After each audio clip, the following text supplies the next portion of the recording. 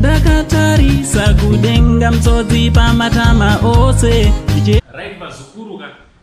ndoda ndigare ndakuudzai vazukuru vasekuru sei ndanditi nyaya yekufarisa ina kunaka. Farisa kunonzi kufarisa hakuna kunaka. Manzwa ndangoti ipapo ndingopataura in general kunongonzwa kufarisa unongonzwa kuti ndiri kungonzwa wakakufarisa so unopesa wakuita zvimwe zvinhu zvisingaite sezvakaitwa neimwe hama yandoda kukuratidza yanditi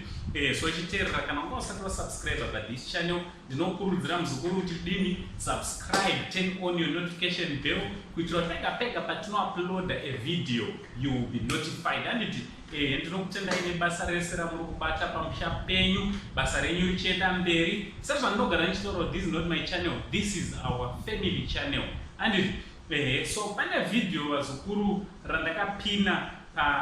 first pinned comment ende munoroona video roro takariita vari madzibaba vakanga vachiratidzirawo pfuti yavo handiti madzibaba ava vaitaura mashoko ekuti ukauya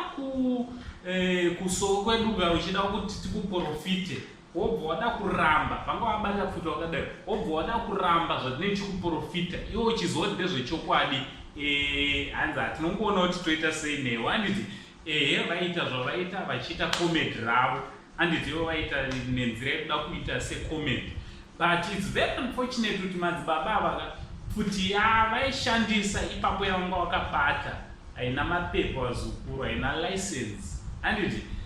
so zvabva zvazoitika kuti vabva vatsvagwa nemapurisa. Mapurisa akati chimbotiratidzawo katsamba dzepfuti yako iyi yawaitiratidza yawakaratidza nyika yese kuti yakamira sei, ndopamunondo, pamusasa, pamupfuti, pamupani mapepa obva atadza kubuda. So madzibaba vatozopinda pama1 vatori mumaoko emapurisa kutaura kunobva vakutoinvestigatewa kuti pfuti yako iyi haina kupara mhosva dzayakapara here ende reason yawaizviitira mapurisa munowazi vanenge voita basa ravo vazukuru ma1 ake anenge atotanga. So ndachandangoti ndiyozokuupdateai kuzokuonesa vazukuru kuti tisafarise dzimwe dzenguva handiti